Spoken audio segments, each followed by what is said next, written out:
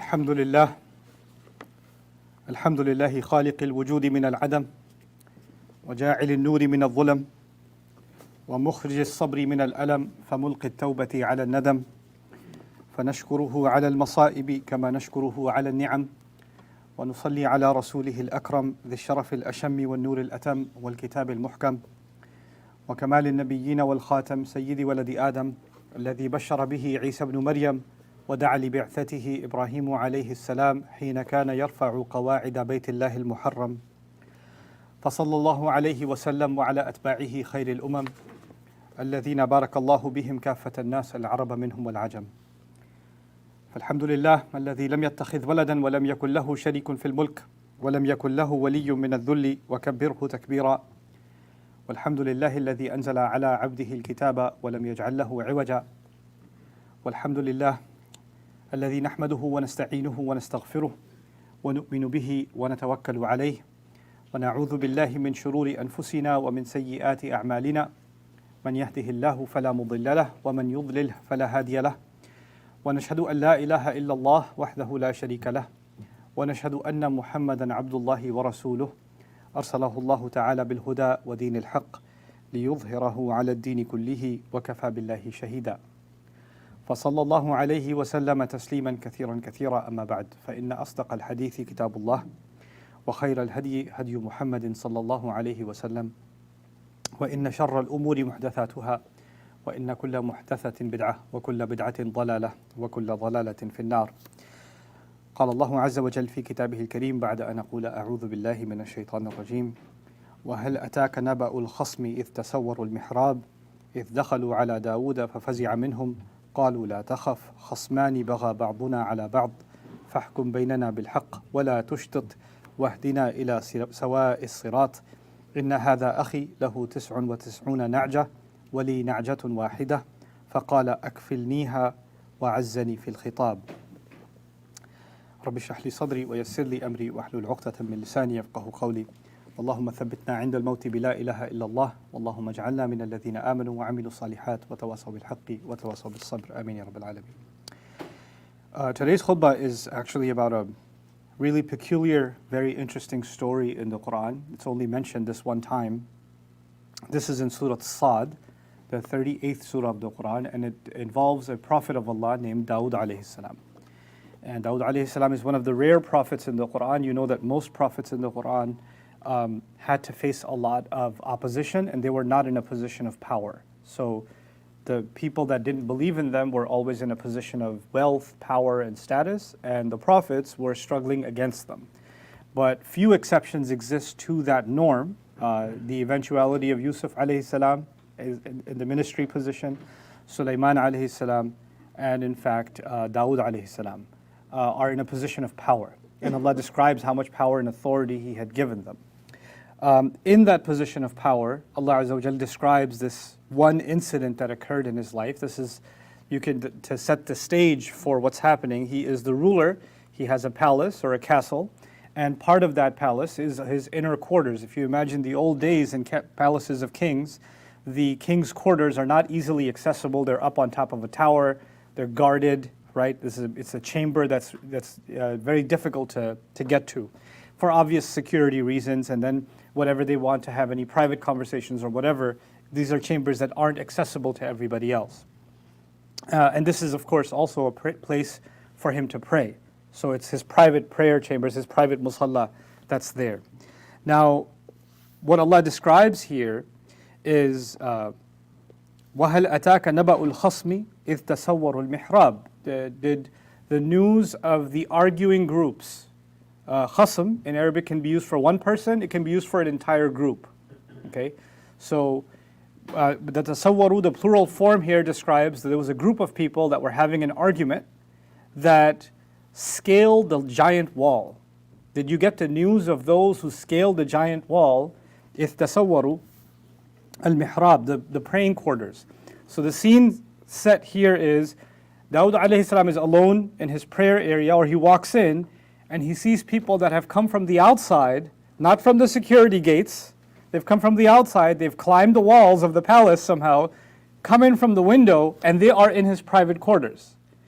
Now from the grammar of the language, it's not clear how many they are. You could say khasmani means two, but then after that, tasawwaru, the plural is also being used.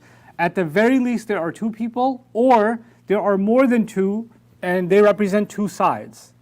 So there's one person with many and one person with a few, or there's many on one side or one on the other, or there's one and one. That's not entirely clear. But there are some indications that they, at least from a balaghi point of view, that they seem like more than two, or there's an overwhelming number, and that's captured inside the fi'l tasawwaru. So this is a pretty scary situation, right? Nowadays, obviously we don't live in palaces, but if you're ever in a hotel or something and you check into your room on the 40th floor, and as you're walking in, some guy's breaking in from the window and saying, "Hey, I got a question for you. I've seen your videos on YouTube." It's a pretty scary situation. It's a pretty psychotic too. These people clearly are normal, and they're just jumping in at me. So it's actually a very terrifying situation. Plus, for kings, the only time somebody would walk into your quarters like that is to assassinate you. That's the only reason they would come the other route. We also know about Dawood alayhi salam that he's a man of justice. And because he's the ruler, he's also the judge. Back in the day, people used to bring their cases, their pleas, their requests to the court of the king, and he just hears their pleas one by one, and he passes the case or gives somebody money or helps somebody out or resolves a conflict, and the next one and the next one and the next one, like the town hall hearings, right? So he has a process for that already. So why are these people taking this strange route to come and jump into his praying quarters? إِذْ دَخَلُوا عَلَى دَاوُودَ, when they came in, they just sprung up on Dawood alayhi salam, فَفَزِعَ مِنْهُمْ, so he was shaken up because of them. So he was terrified because of them. Now faza' is one of the Arabic words for fear, and it has an interesting connotation. The kind of fear that makes you not think straight. So for a moment you get rattled and you can't think very clearly. Now there are different elements of fear. There are times for some people when they are in a clutch or fear situation, their senses get heightened and they're able to make better decisions in that moment, right? And others, in other situations, you're caught in a situation off guard and you're not processing things in the normal way that you would, right? So he's in this situation where he thinks he doesn't know what their intention is, and he's a little bit terrified of what they're doing here. So they respond, قالوا لا تخف, don't be scared. لا تخف. خصمان بعضنا على بعض. We are two people that have a conflict. Now khasmani could again mean one person, two people have an argument with each other, or it could mean two groups that have a conflict with each other, and there are a bunch of people on this side, bunch of people on that side. Okay, and this is also kind of making sense from the language qalu. It's not qala, it's qalu. It's the plural is being used, so there's an overwhelming number. Plus Dawood alayhi salam is known to be a warrior. He can handle two people, but this seems to be a more overwhelming number, right? So one of them, they speak and they say, we're two groups that are having an internal dispute. Some of us are having a disagreement with the other. فَحْكُمْ بَيْنَنَا بِالْحَقِّ, make a judgment between us, justly, بِالْحَقِّ. وَلَا تُشْتِطْ, أَشَطَّ يُشِطُّ إِشْطَاطًا. This is an interesting verb in Arabic. It actually means مُجَاوَزَةُ الْحَدِّ وَالْقَدْرِ الْمُتَعَارَفِ. Like when you go past the limit and you break the law in some way. So don't use your position of power to be biased against one of us and not the other. Obviously, the background is also that kings normally favor the wealthy, right? Because the wealthy help keep their kingdom going. Like nowadays, okay, we don't have, in the West at least, we don't have kingdoms that much, but the idea that politicians like the people that donate to their campaigns. So if one of them and their business is in trouble, like if there's an oil lobby or a gun lobby or whatever lobby that's making lots of money and is supporting a particular political party or a candidate, then when they have an issue, the president's going to listen a little more carefully, right? Because they supported his campaign. So there's always a relationship in history between money and power, right? So people with money try to influence those that have power. And people in power can only stay in power if they stay good with the people that have the money. The treasury is kind of how you hold the government together. So the threat that's been given to him now in his own quarters, this is again not the courtroom, this is his personal space. But they're saying, make fair judgment between us, don't be unfair, don't cross any lines, وَلَا تُشْطِطْ وَهْدِنَا إِلَى سَوَاءِ الصِّرَاطِ, and guide us to the straight path. Guide us to, we'll listen to your verdict. We trust your verdict, and that's why we're here. So this is already a pretty strange, shocking kind of situation, and you would expect Dawud alayhi salam's immediate response to be, security, get these people out of here. I'll hear their case in the courtroom. I'll deal with that later. But Dawud alayhi salam decides to instead deal with their case immediately. Now it's important to wonder, why would someone do that? Why wouldn't he just say, hey, this is not the time, this is not the way, you need to take the proper channels, do this appropriately, this is no way to get justice by busting into my private quarters, my family could have been here, anybody could have been here, he could have any number of justifiable reasons to not hear anything they have to say. But he's engaging them in conversation anyway. The question then begs itself, why is he doing that? Why is he talking to them to begin with? He doesn't owe them this conversation. And he doesn't know that these are, I'm going to break the surprise for those of you who haven't heard this story before. These were all angels sent by Allah Azza wa Jalla as a test. This was actually not real people. This was actually, and once this test was over, they disappeared. And he realized he was just being tested. So this was actually a case study, an exercise, a drill that he was being put through. But he doesn't know that yet. So he allows them to engage in this inquiry on their terms. Now, this is the first problem that I want to put before you.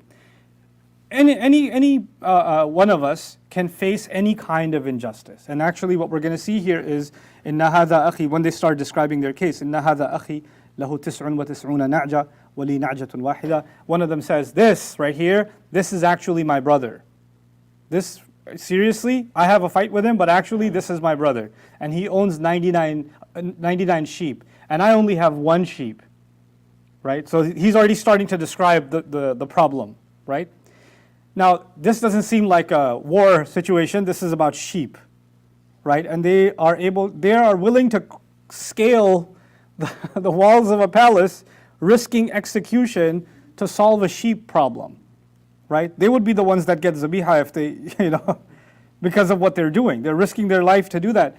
In that is also a kind of lesson. Sometimes a problem isn't very big. It's actually not very big. It can be resolved with conversation, it can be resolved with some mediation, something like that. But you know what? People can take a small problem, and if enough of them get heated up enough about it, they can actually make it into a very large, serious problem. And they're willing to take steps that normal human beings would never take, escalating something. So the first lesson to you and me is that we're going to face situations in life which can be resolved easily. It's just sheep. It's okay. It's not the end of the world. It's not that costly. And it's not that big of a problem. But you will always have a choice. You can take this issue and resolve it calmly, gently. Somebody has to back down, or you can let the conflict escalate. In conversation sometimes, somebody says something you don't want to hear. You say, what did you just say? Wait, say that again. And then they say it again. Oh, that's it. And now it's escalating, right? Now, you could find a way to stand your ground, hold your self-respect, and yet not escalate the situation. And then when you take it to your cousin, your uncle, hey, by the way, they said this. The uncle also has a choice to make the situation much worse. Oh, yeah? Oh, you're going to let that go? You're just going to listen to that and not respond? Or the uncle can say, listen, they're going through something, they have their own issues, this kind of thing happens, why are you making this a big deal? Let's go solve it, right?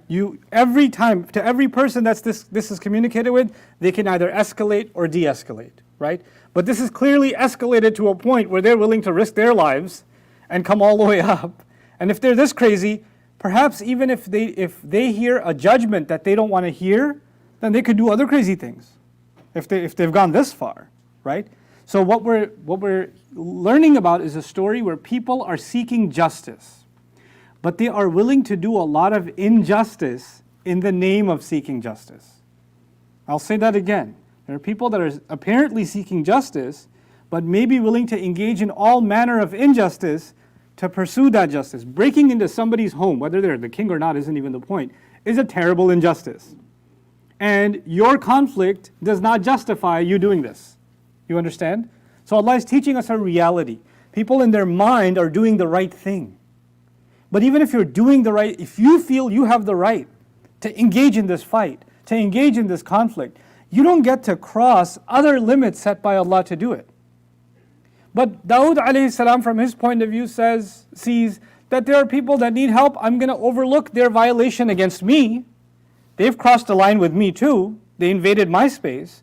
I won't hold them to account for that. Let me just help them. Because he's in a position to get them all killed, actually. That's a crime punishable by death. There are snipers on top of the White House. You know that, right? And in any other governmental building. So this is enough for them to be executed. But he's been given power, but he's also been given rahmah. He has the power to annihilate them. But instead, he's just going to deal with their problem, shaken up as he is. So he decides to talk to them. But before he talks to them, there's one brother who owns 99 sheep. The other brother owns just one sheep. The guy who's talking right now is the owner of one sheep.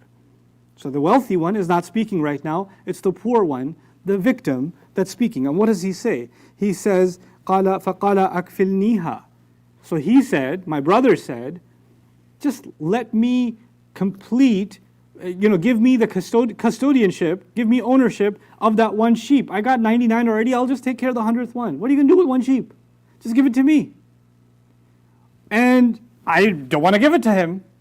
So he basically starts being rough with me and says, وَعَزَّنِي فِي الْخِطَابِ. He talks to me in a harsh way. When he addresses me harshly. I can imagine if I'm going to see this from the 99 sheep owner's point of view, what are you doing with one sheep? Let me just pay you money, just give it to me, I'll take care of it. You don't know what you're doing with one sheep. And he's like, oh, you're so mean to me? You're trying to take my one sheep even after you have 99? He's got his point of view. From his point of view, I'm doing my brother a favor. This sheep's going to die, you're not going to get anything out of it. Why don't you just take some money for it? The other one, no, he's just trying to oppress me. He has so much and he's got his eye on my one sheep, right? What we're learning again is there can be multiple points of view. And we're learning the supposed victim's point of view who says, my brother's oppressing me because he wants to take over the one sheep that I have. Or maybe he doesn't even want to pay me, he just wants to take it. He just wants to take it from me because he's so powerful and wealthy, right? وَعَزَّنِي فِي الْخِطَابِ. Now the next ayah is about the response of Dawood alayhi salam. He hears this case, but there's already a big problem. I'm getting ahead of myself, but I want you to understand the problem. When a judge hears a case, right, there's the plaintiff, and there's two sides. There's also the defense, right? There's people that are, if there's two people that have a dispute, they both have to be heard from. They both have to present their case. They both have to say, hey, okay, he spoke his version, now let me tell you my version of events. Or let me tell you what he didn't tell you. Because if somebody wants to come to you and say, they have this problem, this wrong thing was done to them, let me tell you, 99% of the time, I'll use the 99 from this ayah, 99% of the time, you know what they'll tell you? All the things that make their case look good. And they won't tell you all the parts that make their case look bad. Right? If two brothers at home, two siblings at home had a fight, Ahmed punched me. He hit me. Okay, Ahmed, told you not to hit your sister. You could go that route. Or you could say, what did you do? Nothing. I've never done anything. Ahmed comes, she kicked me like 10 times before I punched her. And now there was more to the story. But if you just hear Ahmed punched me, then Ahmed's going to get, sentenced. And Maryam's going to be like, got you again. Because dad doesn't want to hear your version. He doesn't believe you. Right? So you could be predisposed to hearing someone and saying, how can they be lying? Look at the poor guy. He's just got one sheep. Miskeen. And if I say to the owner of 99 sheep, hey, why don't you tell me your side of the story? It might seem like, look, I'm the king. I want to hear the millionaire's side, the 99 sheep owner's side. Man, these kings, they always want to favor the business people. They always want to favor the wealthy, right? So now there's a PR problem too, possibly, right? Because if you listen to the wealthy, then you're like, but I told you I have the problem. Why are you listening to his side, right? The thing is, and you've experienced this at home if you have children, if there's a conflict among your kids and you listen to one kid's version of events, You'll never be able to hear their events without the other child saying, no, that's not what happened. No, that's not what happened. And they butt in the middle. They're lying. You're lying. And you have to say, no, let him finish. Let him finish. And they finish. And then you try to tell your version. And before they even tell, you cut to the second child. No, you don't even want to hear what I have to say. You already believe him. So what happens? People that are so passionate about getting their justice, means winning their case, they then accuse the judge of being unfair, right? And you always favor this one. You always favor that one. They are predisposed, assumptions that someone is always going to favor X, Y, or Z. Just like in a family, happens in the courtroom, happens here, happens there. And any time you're in a position of judgment, you will make assumptions based on your previous experience. Man, I know all these, father-in-laws, they're all the same. All these daughter-in-laws are all the same. All these, these men are all the same. All these kinds of women, they're all the same. I've seen like 4 of them before. That means I can speak on behalf of 400 million more of them because I've seen 4 examples already. You know what we do? You experience 1 or 2 cases, and now you know that all of humanity works this way. You figured it all out, right? There's an assumption.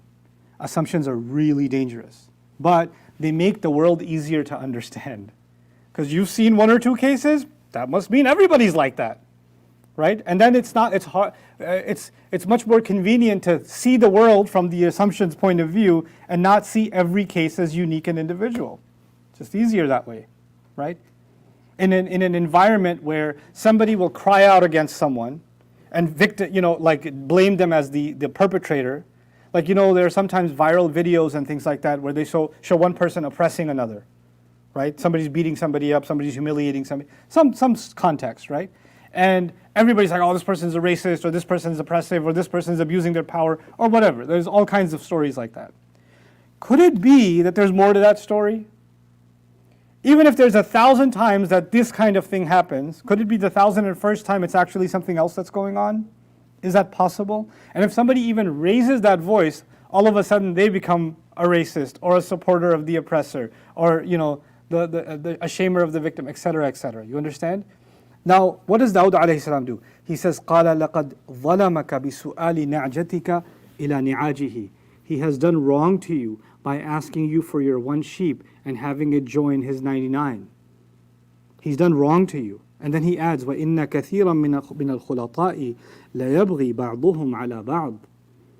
And there are lots and lots of business partners, people that are mixed in family, people that have joint property, people that have joint businesses, people that have joint work, people like that whose lives are intertwined. Khulata, people whose lives are intertwined with each other. A lot of times people that have lives intertwined with each other, then some of them start crossing the lines against the others.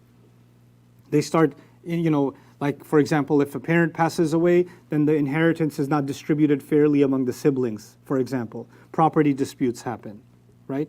Or for example, when people started a business together and then later on one of them is not putting the work in or investment in, but they still want more of the income, and then things fall apart, right? So people that are intertwined, a lot of times when it comes to money and assets, لا يبغي بعضهم على بعض إلا الذين آمنوا وعملوا الصالحات, except for those who truly believe and do good deeds. So what is Allah telling us? We think believe and do good deeds means you believe in Allah, you do dhikr, you remember Him, you seek His forgiveness, you pray your 5 prayers, you fast in Ramadan, you go to Hajj. And now Allah is telling us when you do those things and you're still, scamming your partner in the business, when you're still lying about your taxes, and you're still, gypping your sister for her share in the inheritance, then you can go to all the Hajjs you want. You don't count as far as Allah is concerned among الَّذِينَ آمَنُوا وَعَمِلُوا الصَّالِحَاتِ.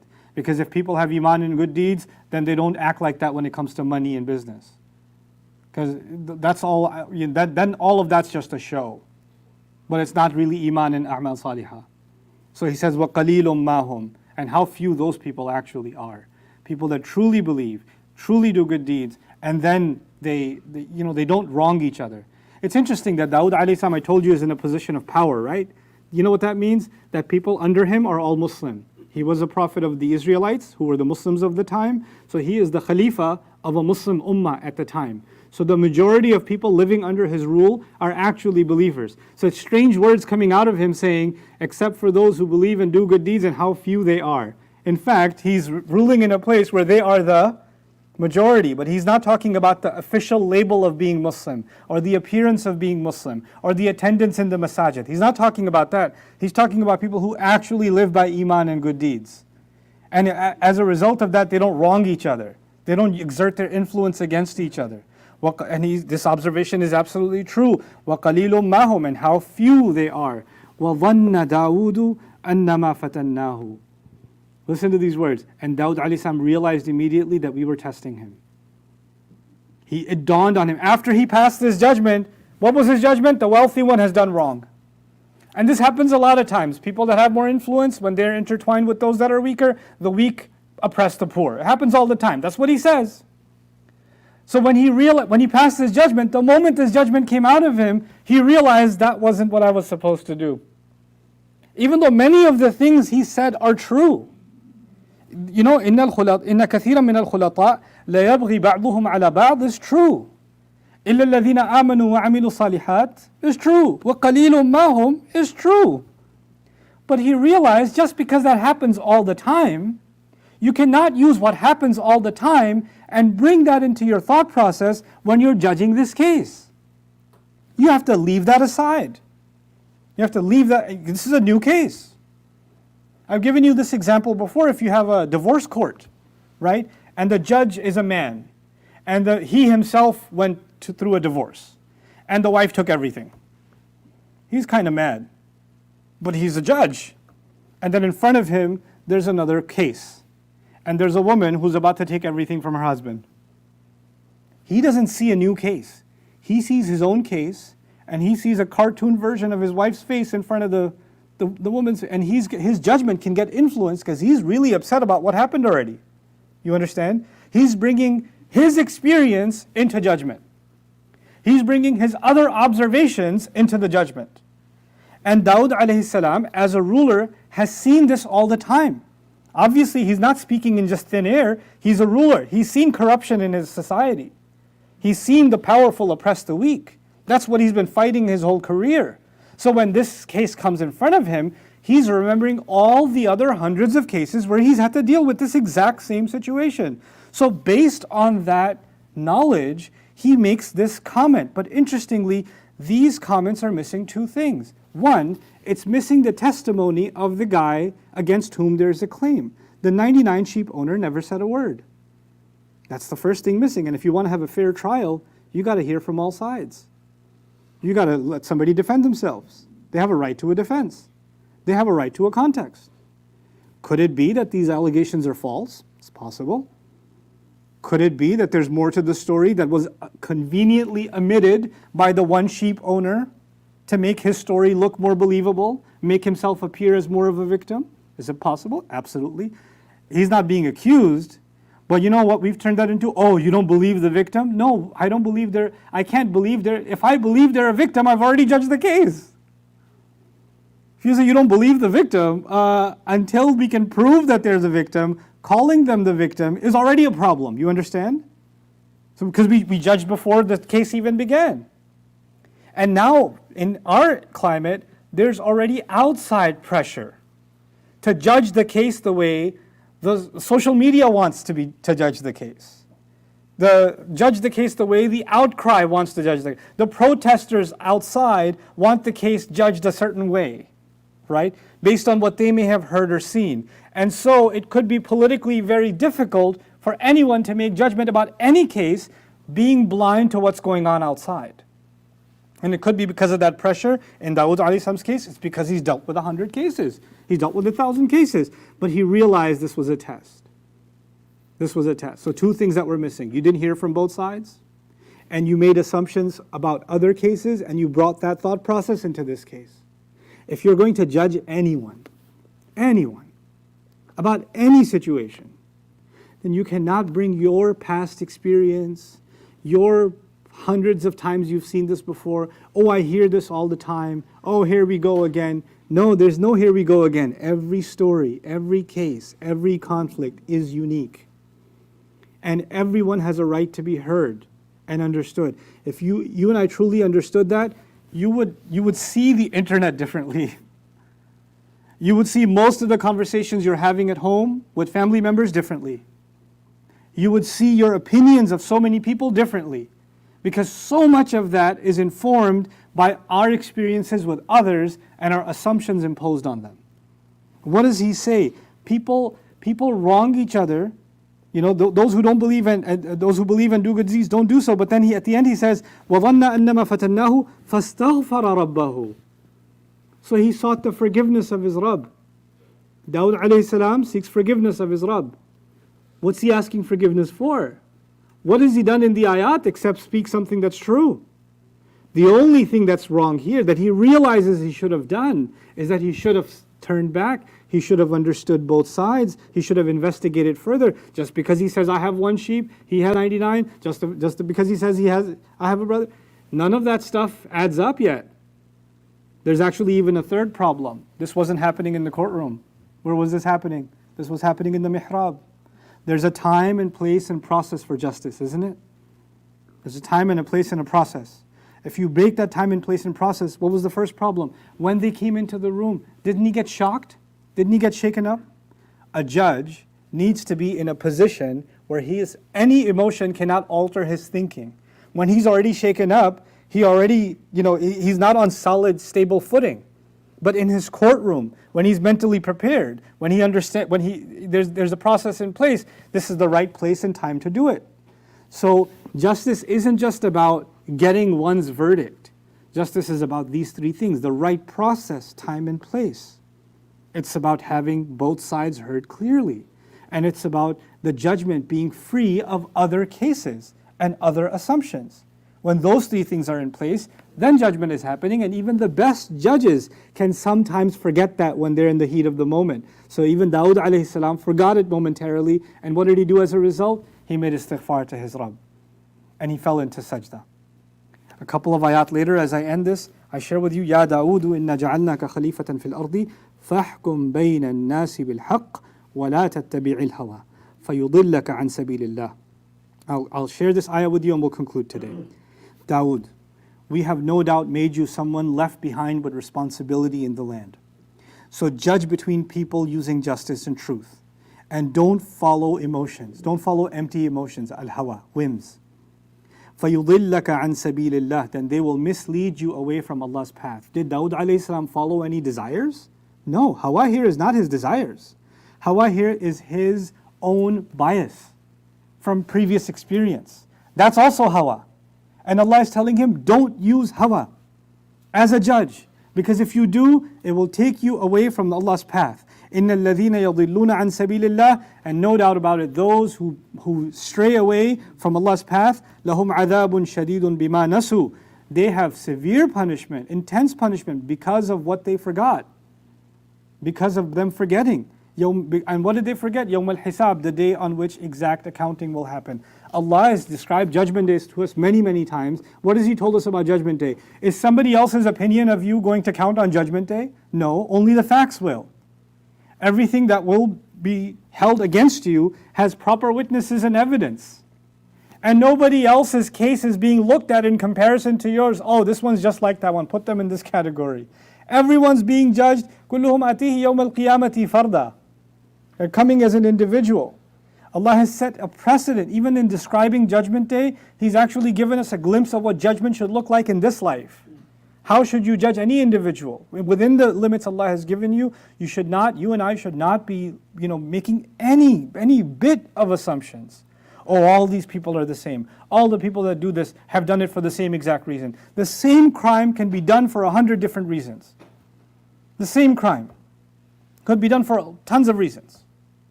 Just think about that today. Just process this today as I leave you. If you testify against someone falsely, okay, in court, you testify against someone falsely and you accuse them of stealing, and because of your testimony they get arrested, right? That's a pretty bad thing, I would imagine. But Yusuf alayhi salam testifies or creates a testimony against his brother and gets him arrested and withheld, doesn't he? It's the same if you just heard, oh my God, somebody falsely testified. What a horrible thing. That's evil. Islam is against. Really? There's a context. there's parts you don't know. It's remarkable that in that story, and that's, if you just heard about, false testimony or false imprisonment, then you would say this is evil and this is bad. But what did Allah add there? فَوْقَ كُلِّ ذِي عِلْمٍ عَلِيمٍ. In that same context, Allah says, above everybody who knows, there's somebody who knows more. Is the all-knowing. It's not just about ulama. This ayah is actually about, you can't know all the dynamics of a case before you pass judgment. So I pray that we take this warning seriously. If Dawood alayhi salam is being given the warning, you better not become biased in your judgment, because those who do have forgotten the day of hisab, and they can have severe punishment. I don't want you to be from those kinds of people. Then this definitely applies to us. And I pray that we don't fall trap into the kind of wave kind of thinking, and this group kind of thinking, and the cultish kind of thinking that has now become commonplace. You belong either in this group or that group, and you have a position, and that's it. Now your judgment about everybody is the same. Everybody who belongs to that group is all the same. There's no nuance. There's no complication. It's easy judgment, right? We can have little information and have big judgments. And the way of this deen about other people is, even if you have a lot of information, you're still scared to pass judgment, because there might be something you don't know yet. There may be more benefit of the doubt to give. So I pray Allah instills this in all of us and saves us from the fitna that arises as a result of not being aware of these realities. Barakallahu li wa lakum fil Qur'an al-Hakim wa nafa'ani wa iyyakum bil ayati wa dhikri al-Hakim. الحمد لله وكفى والصلاة والسلام على عباده الذين اصطفى خصوصا على أفضلهم وخاتم النبيين محمد الأمين وعلى آله وصحبه أجمعين. قال الله عز وجل في كتابه الكريم بعد أن أقول أعوذ بالله من الشيطان الرجيم إن الله وملائكته يصلون على النبي يا أيها الذين آمنوا صلوا عليه وسلموا تسليما.